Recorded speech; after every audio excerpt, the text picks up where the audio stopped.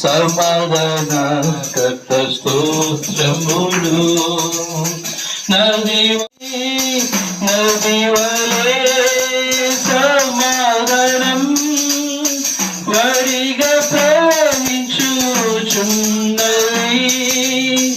అటుల ద్రోసి మధ్యలో నిలచి అటుల ద్రోసి మధ్యలో నిలచి శ్రద్ధతో మధ్యకు చేర్చున్ శ్రద్ధతో మధ్యకు చేర్చున్ సమాధాన గృహంబులును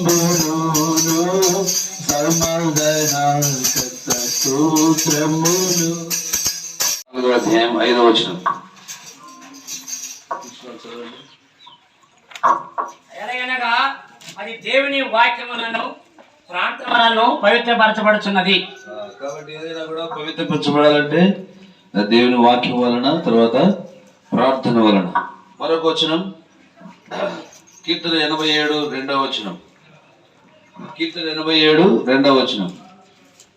యాకోబు నివాసములన్నిటికంటే సియోను గుమ్మములు యెహోవాకు ప్రియములై ఉన్నవి. ఈ గుమ్మము చెంత మనం మరి ప్రార్థన చేయకముందు ఈ మాటను మనం చేపడతాం. యాకోబు నివాసములన్నిటికంటే సియోను గుమ్మములు యెహోవాకు ప్రియములై ఉన్నవి. 147 13వ వచనం. ఆయన నీ గుమ్మముల గడియలు బలపరిచి ఉన్నాడు. ఆయన నీ గుమ్మముల గడియలు బలపరిచి ఉన్నాడు. ప్రార్థన చేస్తాం.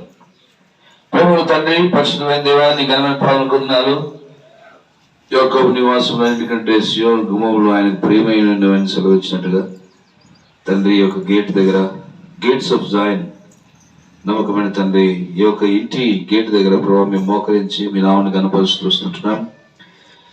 ప్రభువ, నీ యొక్క గుమ్మముల గడిలో ఆయన బలపరిచినాడు సెలవిచ్చినావు. నమ్మకమైన తండ్రి, మహిమగల రాజు ప్రవేశించినట్టుగా గుమ్మములను మిమ్మల్ని మీరు తెలుసుకోవడం సెలవిచ్చినట్టుగా నమ్మకమైన తండ్రి దేవా, నీ కొరకు ఈ గుమ్మాన్ని తెలుస్తూ వస్తుంటున్నాం. మీ కొరకు ఈ గుమ్మాన్ని ప్రతిష్ఠిస్తూ వస్తుంటున్నాం. నమ్మకమైన తండ్రి దేవా, గొర్రెల పోటుకు ద్వారం నేనే సెలవిచ్చిన దేవుడు. నమ్మకమైన తండ్రి, మీరే ఈ యొక్క ఇంటికి ఆశ్రయమైన వాడవుగాను ప్రభు తండ్రి దేవా, ఈ యొక్క ఇంటిని భద్రపరచేవాడవుగాను మీరే ఉంటున్నావు. నాకు స్తోత్రాలు చేస్తున్నాం.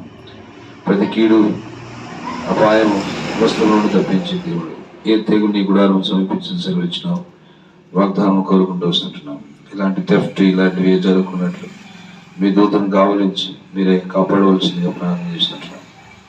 ఈ గుమ్మాన్ని ప్రభు తండ్రి వాక్యం ద్వారా, ప్రార్థన ద్వారా పవిత్రపరచమని మీరు సెలవిచ్చిన మాట ప్రకారం నీకు ప్రతిష్ఠిస్తూ వస్తుంటున్నాం. మీ రక్తాన్ని ప్రోక్షిస్తూ వస్తుంటున్నాం.